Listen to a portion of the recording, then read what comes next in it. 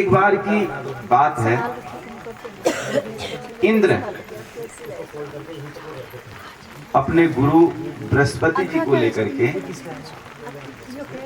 भगवान श्री भोलेनाथ के दर्शन के लिए चल पड़े।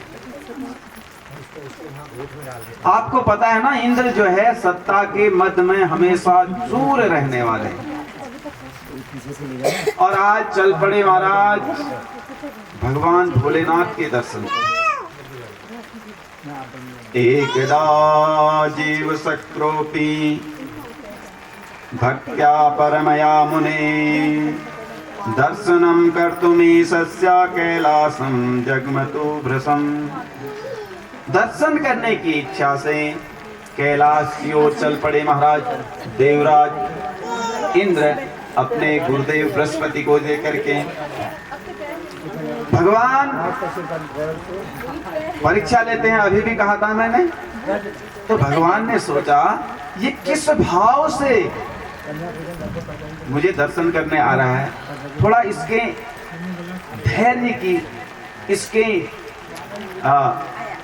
भक्ति की कुछ परीक्षा लेनी चाहिए। तो भगवान एक दिगंबर का रूप धारण करके जहां कैलाश से कुछ पहले मार्ग में कुटिया बना करके बैठ गए भगवान भोलेनाथ। तो इधर इंद्र अपने गुरुदेव बृहस्पति जी के साथ आए और जैसे ही वो दिगंबर को देखा बोले कस्त्वम भो उताता आयातः हैं किम नाम बद तत्वतः।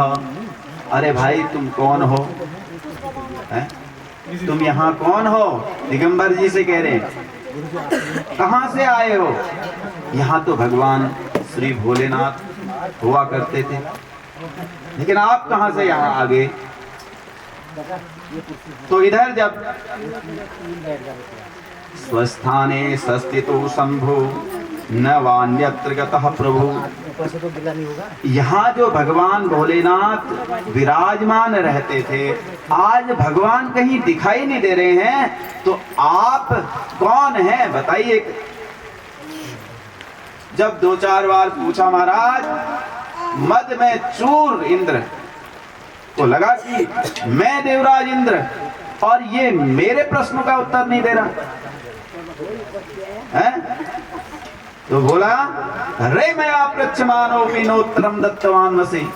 अरे भाई मैं देवराज इंद्र और मेरे आज्ञा का पालन नहीं कर रहे हो तुम लोग, तुम है ना, बताओ भगवान भोलेनाथ कहाँ हैं? लेकिन जो दिगंबर रूपधारी भगवान भोलेनाथ थे वो शांत बैठे रहे एक स्थान पर, कुछ नहीं बोले। इंद्र को लगा कि ये हमारा उपहास कर रहे हैं, मेरी बात नहीं मान रहे हैं, इसलिए इंद्र का हथियार क्या है? वज्र। सिर वज्र उठा दिया महाराज और जैसे ही वज्र का प्रहार करने वाला था ततो रुद्र कुधाविष्टः कलाराक्षो भयंकरः।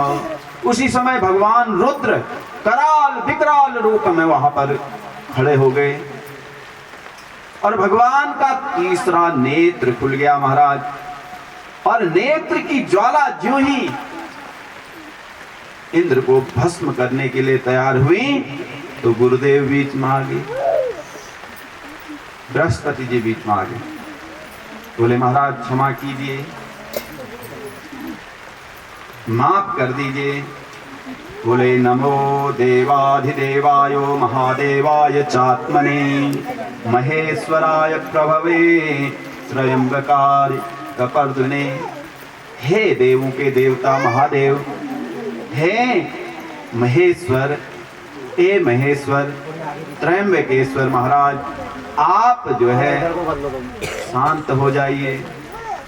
भगवान तो आशुतोष है ना, इसलिए नाम ही उनका क्या है? आशुतोष। आशु मने शीघ्र प्रसन्न हो जाने वाले। भगवान क्षणे रुष्टा क्षणे तुष्टा रुष्टा तुष्टा क्षणे क्षणे, तुरंत प्रसन्न भी हो जाते हैं।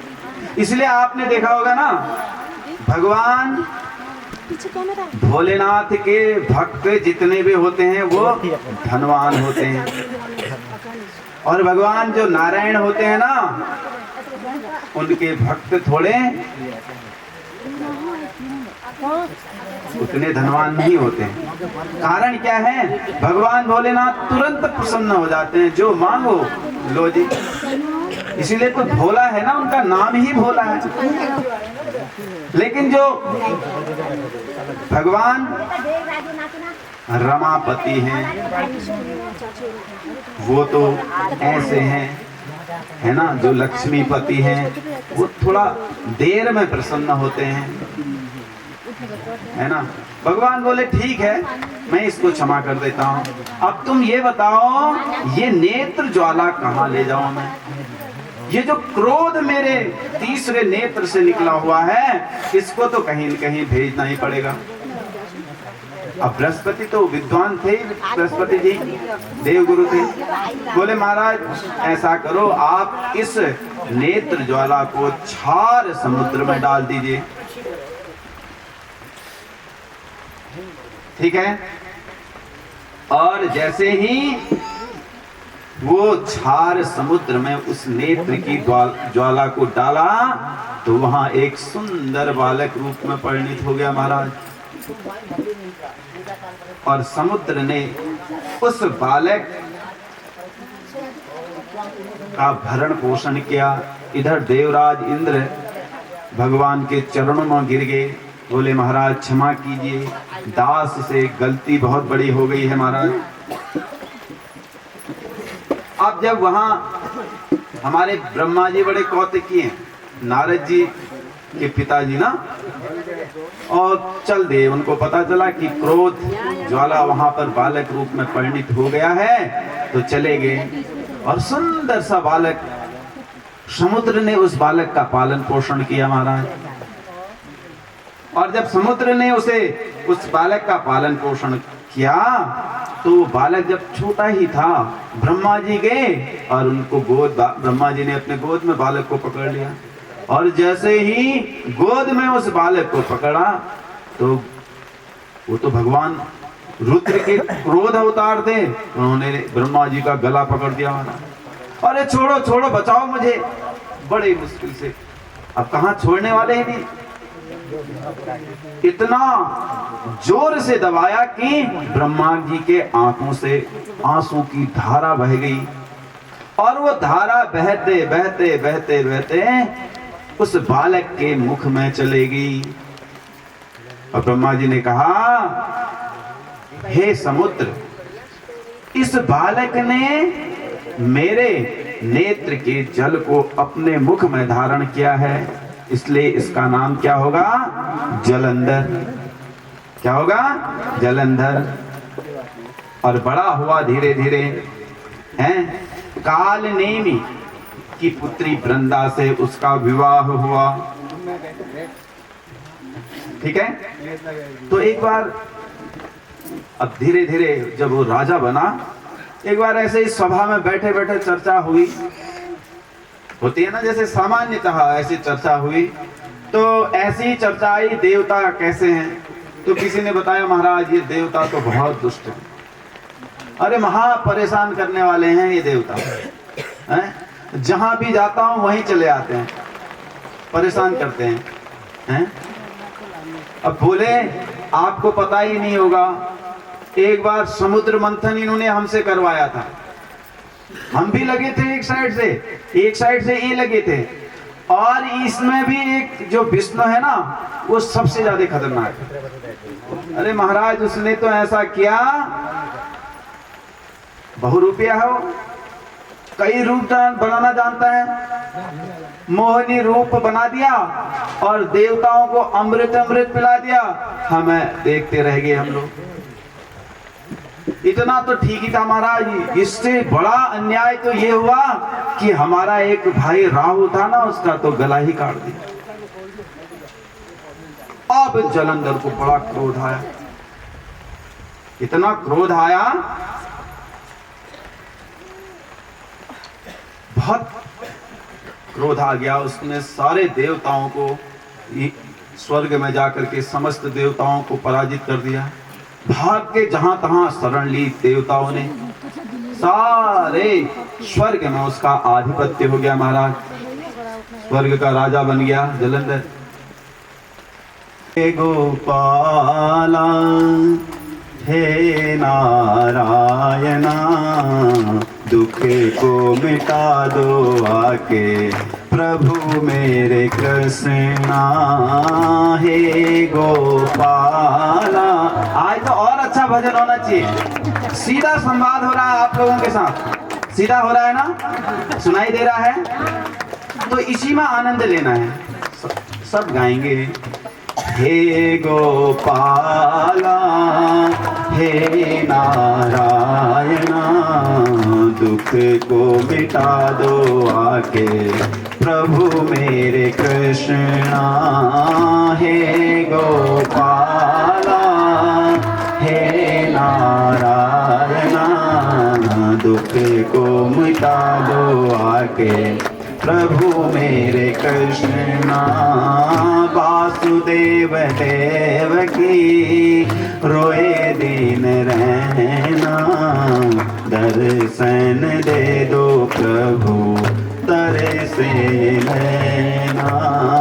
हे गोपाला हे नारायणा, दुख को मिटा दो आके प्रभु मेरे।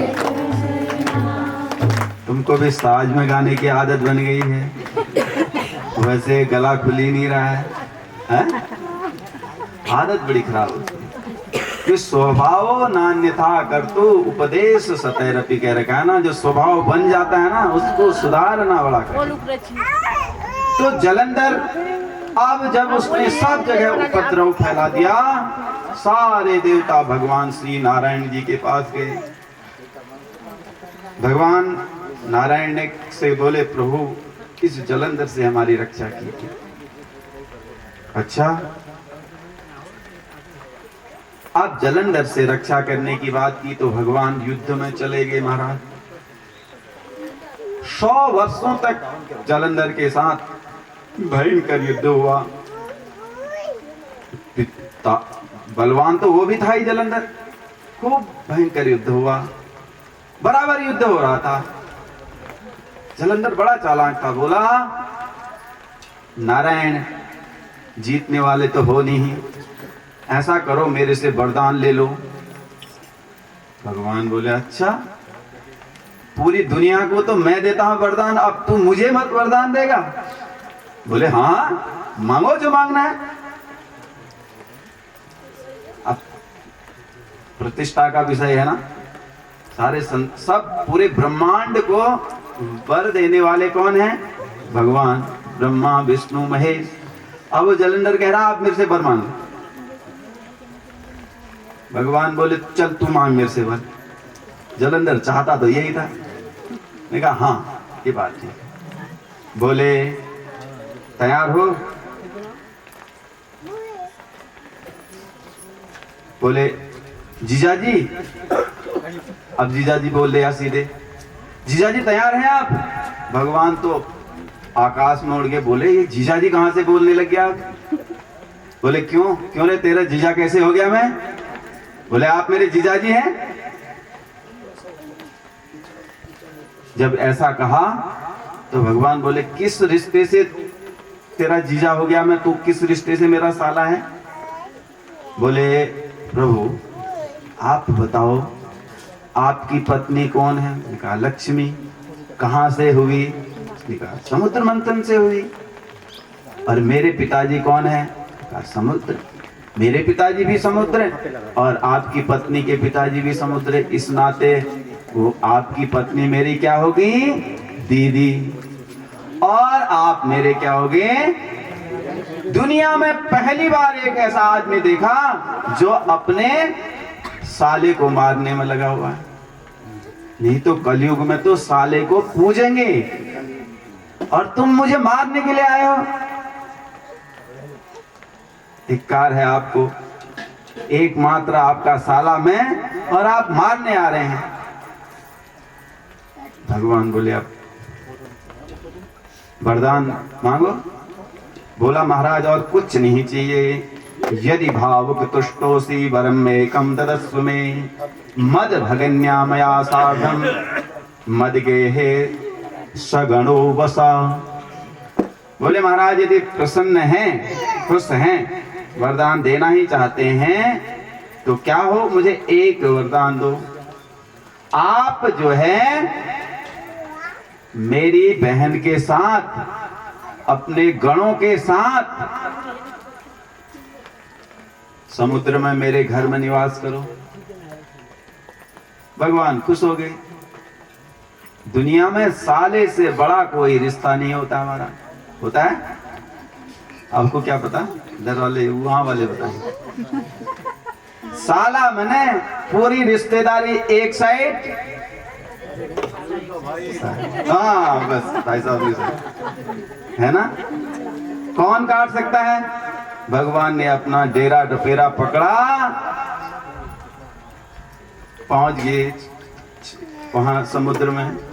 अब वहां खूब उसने सेवा में, कोई कमी तो थी नहीं, रत्नों का खान है वहां। आप देवता इधर परेशान, अब क्या करा जाए भाई। एकमात्र बड़ी मुश्किल से इनको राजी किया था, थोड़ा इसको मार दो करके, और ये और उसके घर चले गए। अब हमारा क्या होगा? सारे देवता भोलेनाथ के पास गए, प्रभु अब आप ही हमारी रक्षा कर सकते हो। भगवान भोलेनाथ तो भोले ही हैं, और देवता तो होते तो कहीं देते। पहले कहाँ गए थे? भोलेनाथ ने कहा ठीक है। देवता तो परेशान होके चले गए। भगवान ने बुलाया नारद जी को। बोले नारद जी आप ही कर सकते हो, कुछ और तो किसी के बस का कुछ है ही नहीं। क्या करना है महाराज? ऐसा करो जिससे लड़ाई झगड़ा हो जाए। नारद जी बोले तो मेरे चुटकी का खेल है, और चीज तो मैं नहीं भी कर सकता हूँ, लड़ाना भिड़ाना तो मेरे को बहुत आता है। आप देखो तो सही, अब भी लड़ने के लिए तैयार हो जाएगा वो मेरे लिए। तुम्हारा आपके पास नारद जी सीधे वहां से कहां पहुंच गए? जलंधर के पास। और मैंने कल भी बताया था ना, एक ऐसे नारद जी एक ऐसे हैं, सब जगह उनका सम्मान होता है। देवताओं में, दानवों में, मानवों में, यक्षों में, किन्नरों में, कहीं भी जाएं तो उनका सब जगह सम्मान होता है। ऐसे हैं नारद जी। उनकी मैंने कहा ना, नारद, उनकी बात कहीं से कहीं तक कोई रद्द करने वाला है ही नहीं। जलंधर ने खूब सेवा की। शिव शंकर से कहना कि यदि तुम जीवित रहना चाहते हो हैं तो क्या करो, जो तुम्हारी पत्नी है उसे मुझे भेंट कर दो, अन्यथा तुम्हारा फिर अस्तित्व बचने वाला नहीं है।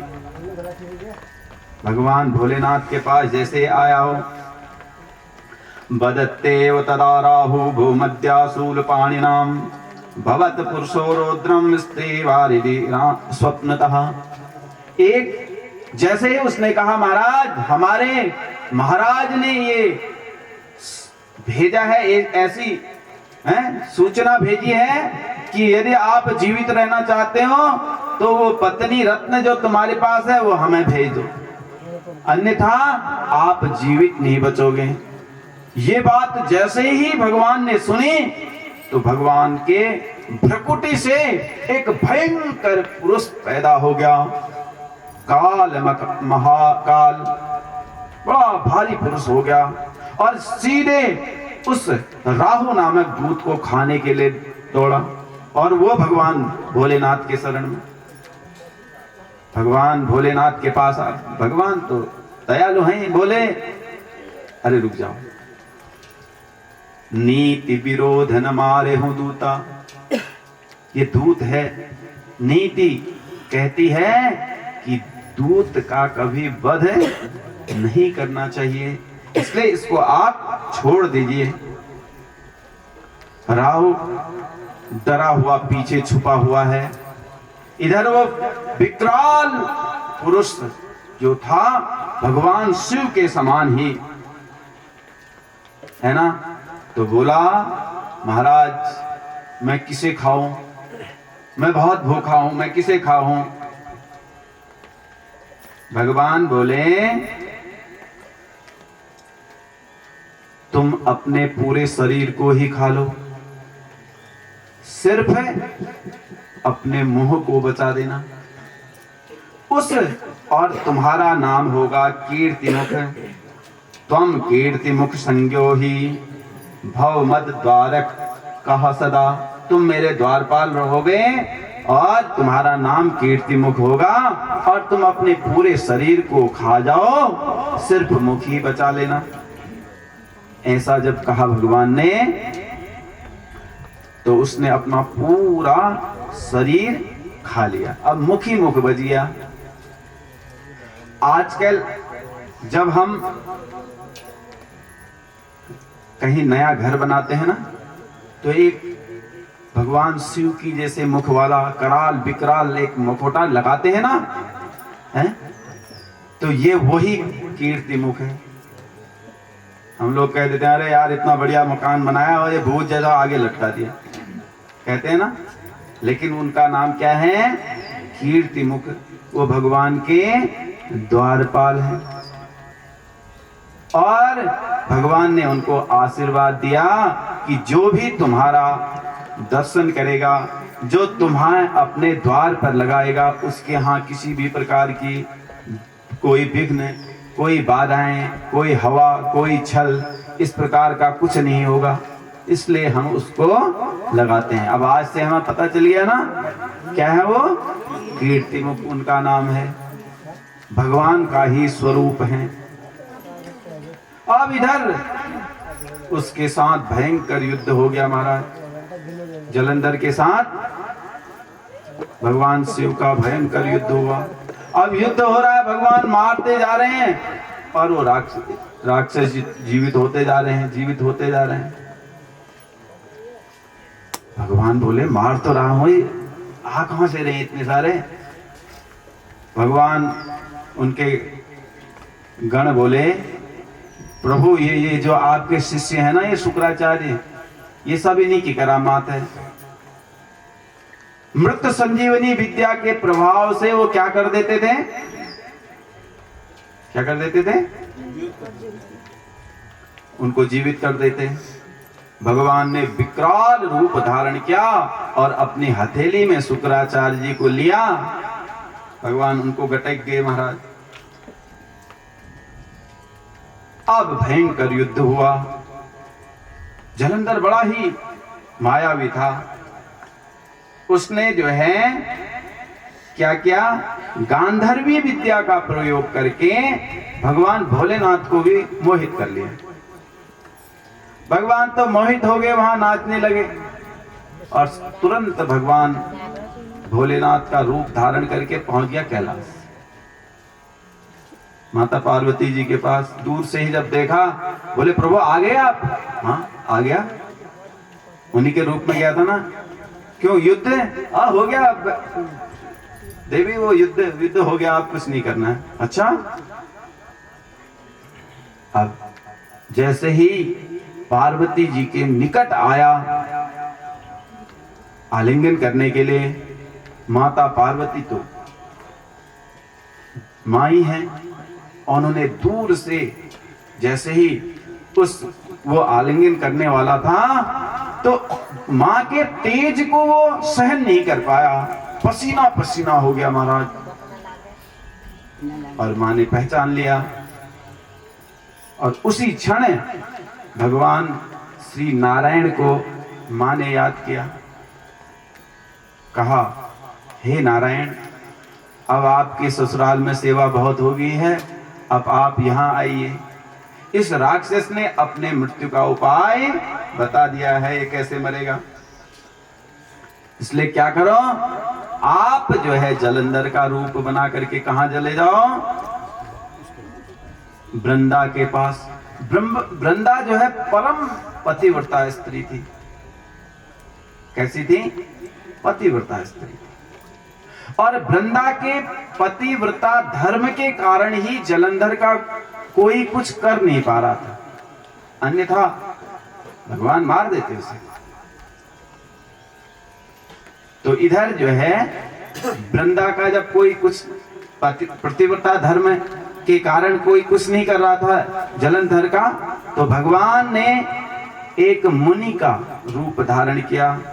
एक उनके सेवक थे, 2 बंदर थे वहां उनके साथ, और जहां वृंदा अपने आश्रम में थी तो इतने में भगवान की कृपा से ही 2 राक्षस आ गए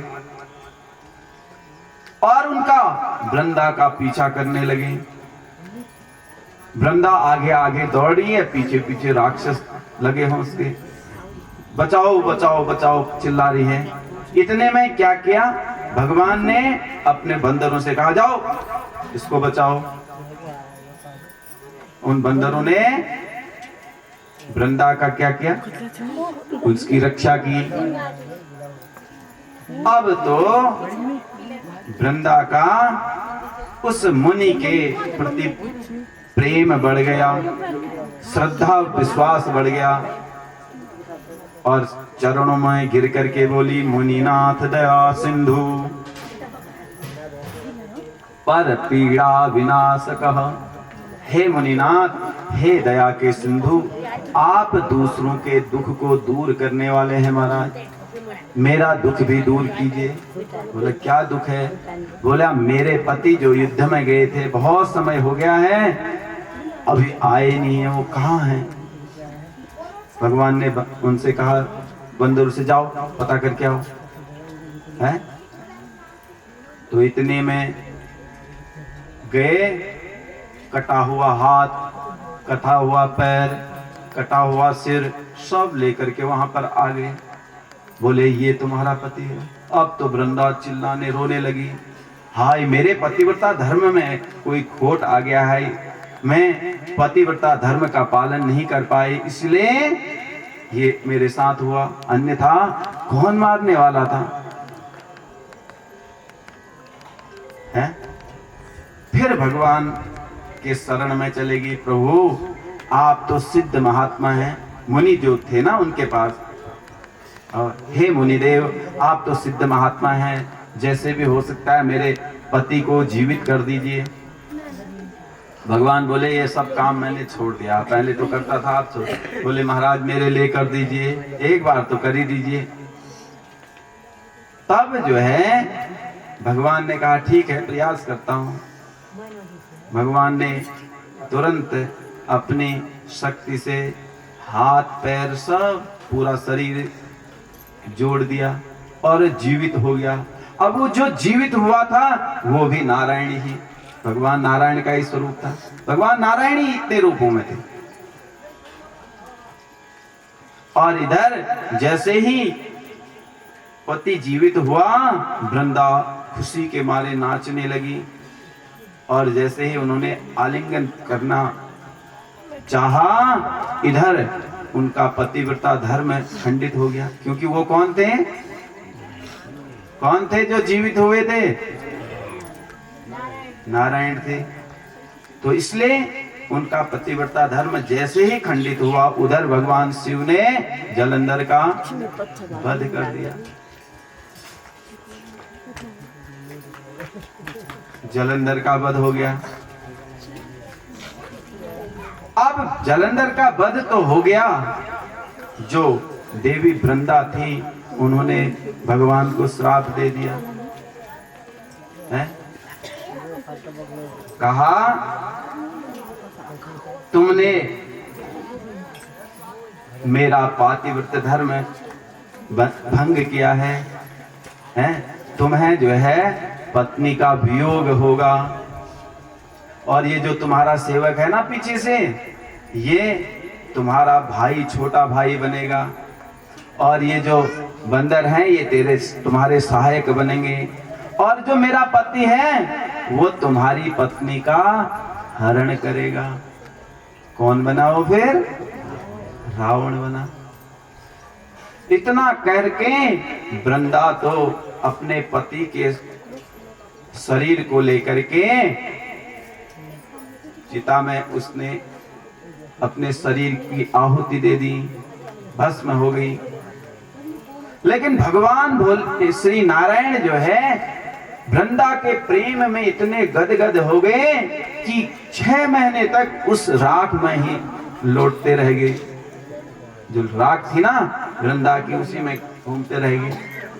भगवान ने कहा, भोलेनाथ से के पास गए कि प्रभु भगवान श्री नारायण के मोह को भंग कीजिए महाराज, कुछ भी कीजिए।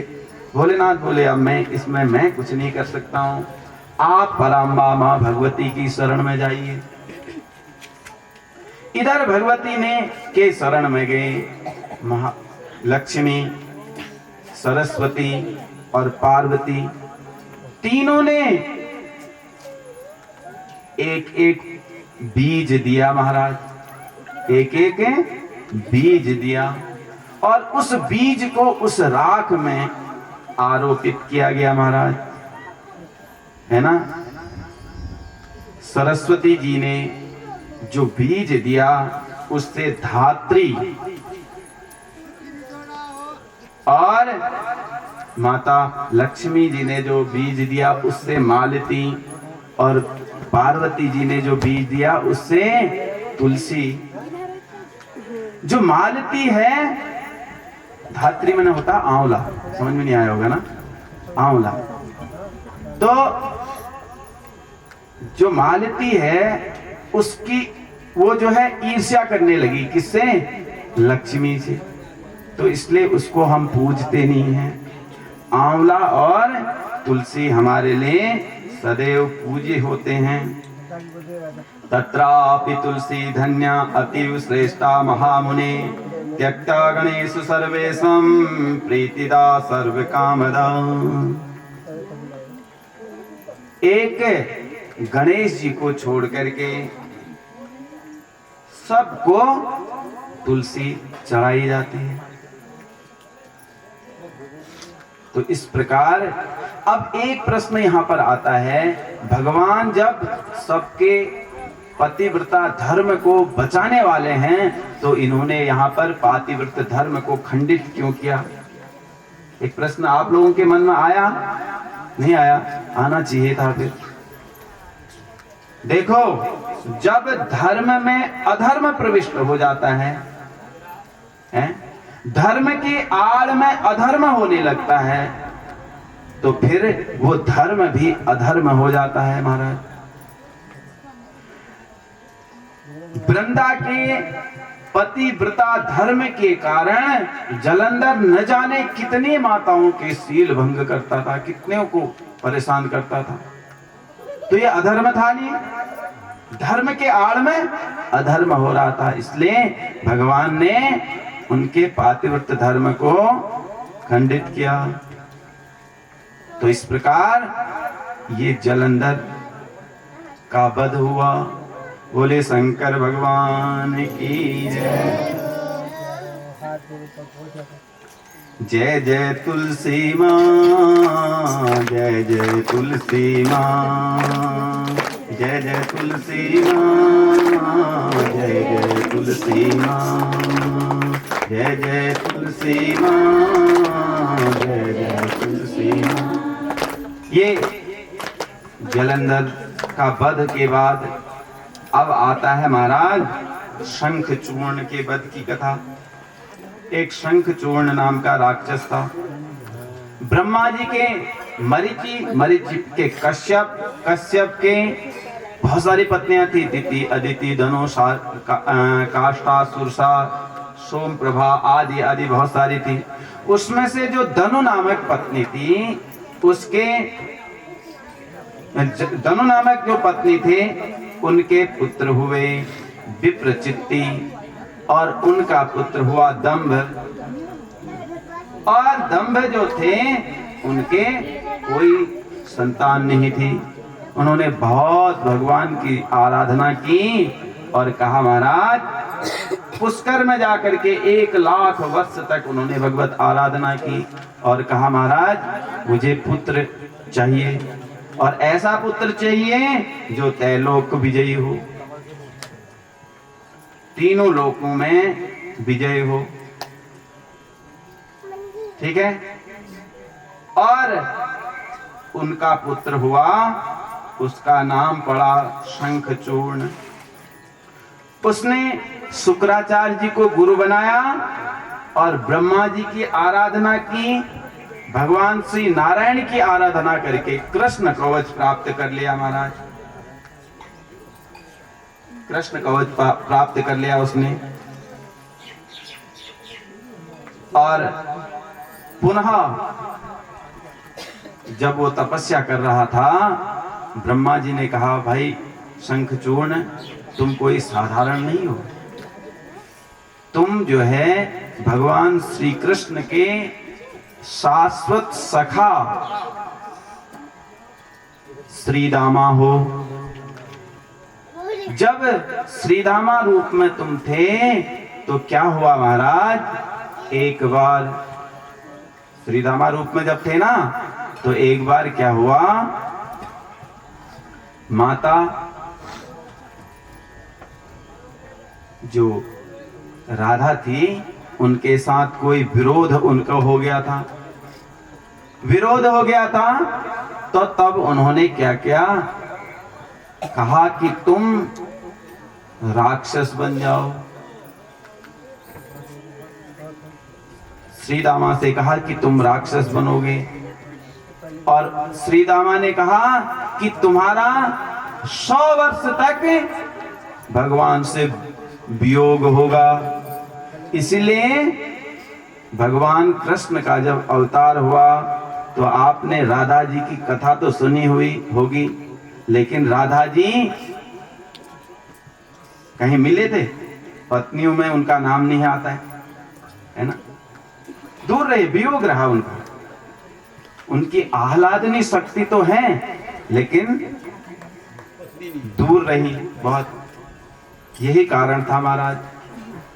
अब शंखचूर्ण से कहा कि तुम जाओ कहां,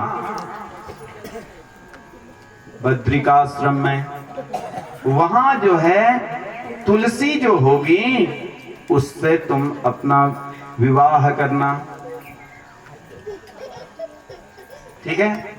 तो इधर शंखचूर्ण इतना प्रतापी हो गया था, वो देवताओं से ईर्ष्या करने लगा। और इधर अब पहुंच गया, वहां बद्रिकाश्रम में पहुंचा और वहां एक देवी तपस्यारत थी।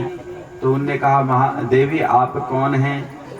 कस्त्वम किम करोसि स्थितात्र किम, आप हैं कौन, यहाँ पर क्या कर रही हैं? बोली, मैं धर्मध्वजा सुताहम तपस्यामि तपस्विनी, मैं धर्मध्वजा की पुत्री हूँ हैं और मैं तपस्या कर रही हूँ। बोली, महाराज आप अपना काम कीजिए। बोले, देवी मुझे ब्रह्मा जी ने कहा है कि आप मुझे पत्नी के रूप में मिलेंगी, क्योंकि आपका विवाह मुझसे होना है। तो उधर जो है अब तुलसी जी ने जब ये सुना तो उनका विवाह है, दोनों ने आपस में विवाह कर लिया। और परम पतिव्रता थी तुलसी भी। लेकिन ये वो वाली तुलसी नहीं है जो अभी पिछले वाली है ना। तुलसी के पिता का नाम धर्मध्वज था और पति का नाम शंखचूर्ण था। और वृंदा के पिता का नाम कालनेमी था और पति का नाम जलंधर। इतना ध्यान रखना। तो इधर जो है ब्रह्मा जी ने ये जब बात कही, उन दोनों का जब विवाह हुआ, अब विवाह होने के बाद तुलसी जी के पातिव्रत धर्म के कारण अब क्या हो गया, बहुत ही बलशाली हो गया शंखचूर्ण।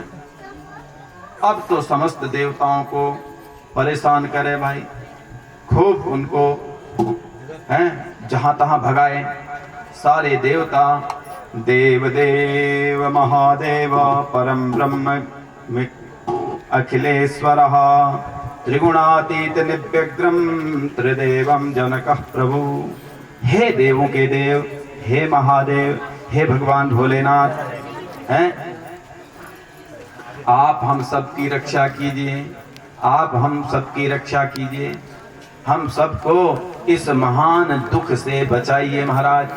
ये जो शंखचूर्ण नामक दैत्य है ये हमें जीने नहीं दे रहा है। भगवान भोलेनाथ तो तैयार हो गए, अपना अमोघ अस्त्र उन्होंने पकड़ा। कौन सा था अमोघ अस्त्र? त्रिशूल। 7 दिन की कथा में भी नहीं पता चल रहा अभी कितनी बार आ गया होगा। हैं क्या है? त्रिशूल। जैसे ही प्रहार करने के लिए आए भगवान, जैसे ही तैयार हुए देवताओं ने कहा महाराज ऐसा मत कीजिए। भगवान बोले अभी तो कह रहे थे कि मारो और अभी कह रहे हैं ऐसा मत करो। बोले महाराज आपका ये त्रिशूल ऐसा अमोघ अस्त्र है, इसके प्रहार से तो कोई बच सकता ही नहीं है। लेकिन महाराज ये जो शंखचूर्ण नामक दैत्य है, इसको ब्रह्मा जी का क्या है? वरदान तो है ही, इसके पास कृष्ण कवच है। अब ये कृष्ण कवच का क्या हो जाएगा? अपमान हो जाएगा। अब क्या करें महाराज? अब ये जब बात हुई तो कहा महाराज अब तो आप जो है श्री नारायण प्रभु की उपासना कीजिए, उनकी आराधना कीजिए, उनकी वंदना कीजिए। कि कहिए महाराज आप अपना ये कवच वापस ले लीजिए। अब सारे देवता पहुंच गए किसके पास? भगवान श्री नारायण के पास।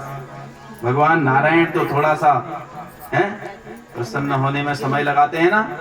अब थोड़ी देर अब सारे देवता भगवान की स्तुति कर रहे हैं। देव देव जगन्नाथ वैकुंठाधिपति प्रभु रक्षस्मान शरणापन्ना श्री हरे जगतः गुरु त्वमेव जगतां धाता त्रिलोकाश्रिता प्रभु लक्ष्मी निवास गोविंदम भक्त प्राण नमोस्तुते। हे जगन्नाथ प्रभु, हे देवताओं के देव, हे वैकुंठवासी प्रभु, हम सबकी रक्षा करो। हे जगत के ईश्वर, तुम ही, आपके कारण ही ये संसार टिका हुआ है महाराज। इसी प्रकार हमारा तिरस्कार होता रहेगा तो संसार कैसे बचेगा? आप कृपा करके हैं हमारी रक्षा कीजिए। भगवान नारायण प्रसन्न हुए, बोले क्या समस्या है? बोले महाराज ये समस्या है। क्या समस्या है? ये समस्या है। आप अपना कवच कुंडल वापस कर लीजिए। भगवान ने वृद्ध ब्राह्मण का रूप धारण किया और छल पूर्वक अपना कवच उनसे वापस ले लिया। अब भयंकर युद्ध हो गया महाराज जलंधर के साथ भगवान श्री भोलेनाथ का है। भगवान के साथ जब भयंकर युद्ध हुआ तब भी भगवान उसको नहीं मार पाए। अंत में भोलेनाथ ने कहा प्रभु आप इनका पातिव्रत धर्म भंग कीजिए। फिर वही बात आ गई तुलसी जी की। तो भगवान ने ऐसा ही किया। भगवान श्री नारायण प्रभु गए और शंख चूर्ण का वेश बना करके और उससे क्या किया? उनके साथ जैसे ही आलिंगन करने वाले थे उनका पातिव्रत धर्म को उन्होंने भंग कर दिया। और इधर जैसे ही उनका पातिव्रत धर्म भंग हुआ तब भगवान भोलेनाथ ने शंखचूर्ण का वध कर दिया। भोले शंकर भगवान की जय। जैसे ही शंखचूर्ण का वध हुआ तो उसकी अस्थियों से शंख का निर्माण हुआ। अस्थिभिः शंखचूर्णस्य शंख जाति बभूवः प्रशस्तं शंखतोयं च सर्वेषां शंकरं विना। उसके अस्थि से ही जो ये शंख है उसका निर्माण हुआ। और इसलिए भगवान भोलेनाथ को छोड़ करके समस्त देवताओं में शंख का जल चढ़ाया जाता है महाराज। तो भगवती तुलसी को लगा कि इन्होंने हमारा पतिव्रता धर्म भंग किया और उसी के कारण हमारे पति की मृत्यु हुई। तो उन्होंने भगवान श्री नारायण को श्राप दिया, पाषाण सुतसस्त्वं च दयाहीनं यतः खलः तस्मात् पाषाण रूपत्वं अच्छापेयं मदादुना। तुमने पाषाण का जैसा काम किया, एक पतिव्रता नारी के धर्म को भंग किया, इसलिए तुम क्या हो जाओ, पत्थर हो जाओ, आपका मन पत्थर के समान हो जाए।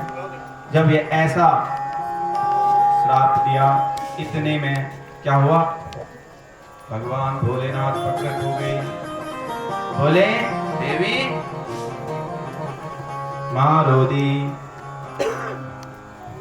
मारोदी तुलसीस्तम भुंक्ते कर्म फलम जना सुख दुखो न को अपनी संसारे कर्म सागरः। हे देवी, संसार में समस्त प्राणी अपने सुख और दुख का ही भोग करते हैं, इसलिए आप दुखी मत होइए। कहु नहीं कहे सुख दुख करे दाता, निज कर कृत कर्म भोगे सब भाता।